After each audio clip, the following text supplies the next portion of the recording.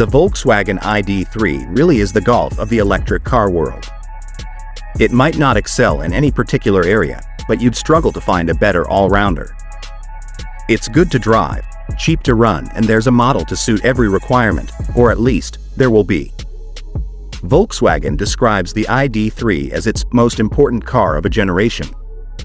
It's the first in a long line of ID-badged vehicles, which include the ID.4 and soon-to-be-revealed ID.5, all designed from scratch as battery electric vehicles. The ID.3 is one of the best electric cars you can buy and takes on rivals like the Nissan Leaf, Tesla Model 3, and Kia e-Niro.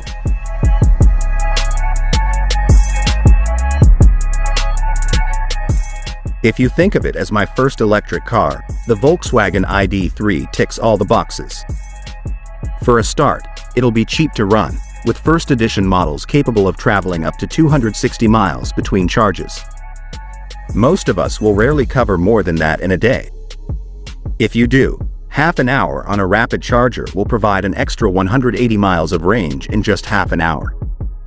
With a bigger battery, the top-of-the-range Idaho 3 Tour will be able to cover 340 miles between charges, while those looking for a relatively affordable entry into the world of electric cars have the Idaho 3 Life, VW's basic spec ID.3 that has a range of up to 263 miles between charges.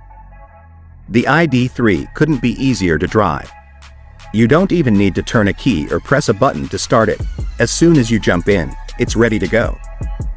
Simply select Drive from the gear selector behind the steering wheel, press on the accelerator, and off you go. When you're done, select Park and jump out. As you'd expect from a car without an engine, it's very quiet and refined on the move. You won't notice any creaks or rattles. The ID.3 is typically well built for a Volkswagen, although we'll come onto the interior plastics in a moment. With the electric motor positioned in the back, it's a very agile car, with a tiny turning circle out of town and eager handling out of it. It's also very practical. Despite being similar to the Volkswagen Golf hatchback in size, there's loads of room for a growing family inside, with space for even the tallest of adults in the rear. A high seating position means it almost feels like an SUV, although wait for the new Volkswagen ID.4 if that's what you're after, while access is easy thanks to wide opening doors. So what are the negatives? Well, for the time being you can only buy it in first edition spec. This is well equipped, but you'll pay nearly £36,000 after the government grant. It's in demand, too, so while dealers do have cars in stock, you're not going to get a huge discount on a nearly new model. The interior, while attractive, isn't as well finished as you might expect for a Volkswagen of this price. We're sure it'll stand up well to day-to-day family life, but there are a few harsh finishes and flimsy plastics. This shouldn't put you off the Volkswagen ID.3 entirely, though. It feels leagues ahead of the old e-Golf and makes the Nissan Leaf look ancient in comparison. While it doesn't do anything that other electric vehicles don't already do, the Tesla Model 3 can travel further between charges. The Kia e-Niro is more practical, while the smaller Honda E has more tricks up its sleeve. It's a superb all-rounder. That's something Volkswagen has mastered with the Golf, and is what makes the ID.3 such an appealing introduction to the world of electric cars.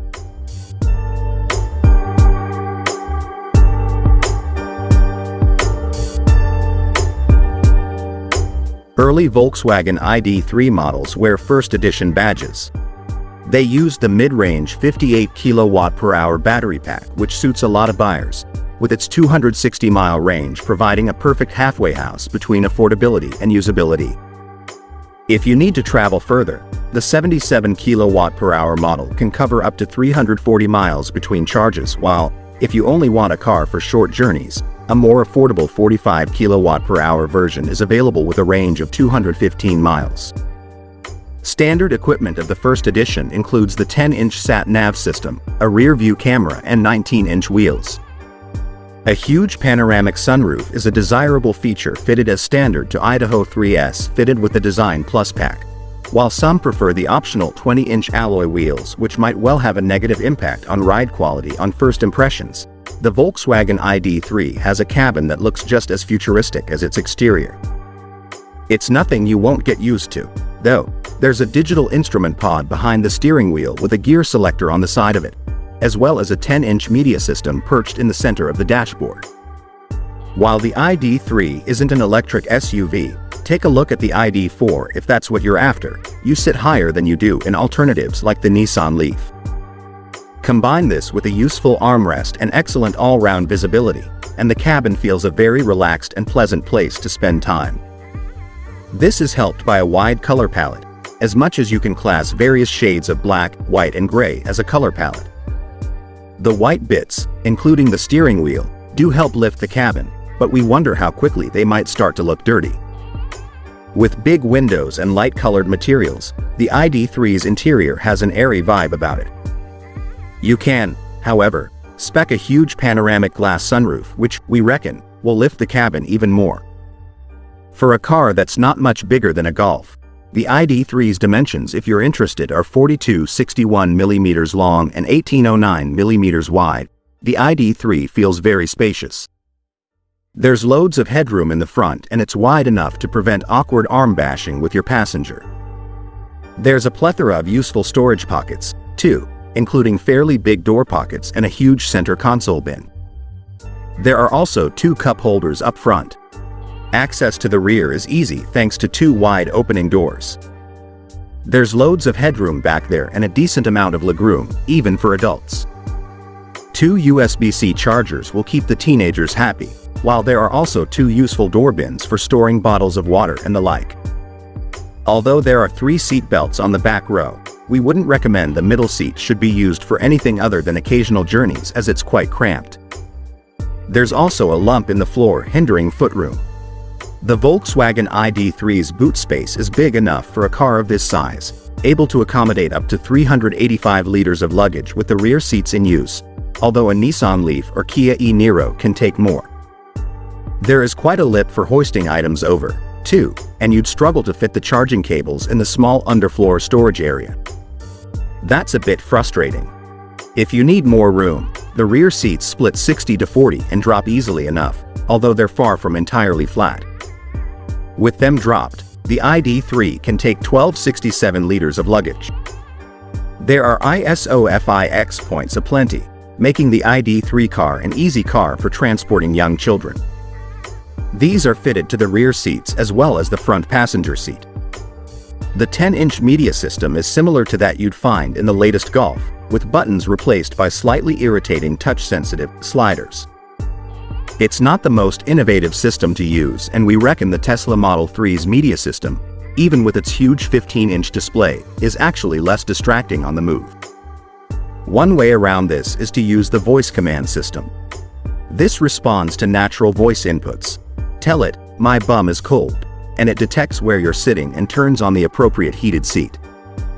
It's a bit gimmicky, though, and you'll soon find its limitations. Still, the media system looks pretty sharp and responds quickly to inputs.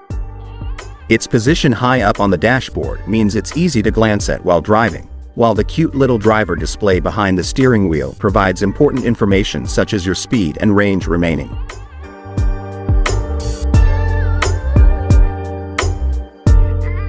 Generally, the Volkswagen ID.3 feels pretty well finished. A few harsh plastics do let it down a bit. Touch the center console or tap the door card and you'll be under no illusion that this isn't an Audi. There are a few bits that let down the car of the future vibe somewhat, too. The manual seat adjustment, for example, as well as the manual steering adjustment. For the real wow factor, they should be able to adjust automatically through the power of mind control. Or at least have a little electrical switch on the side. While the ID.3 lacks a bit of the solid finish that was once synonymous with the Volkswagen name, it still stacks up well against rivals. It's better finished than a Tesla and feels more special than a Kia e-Niro.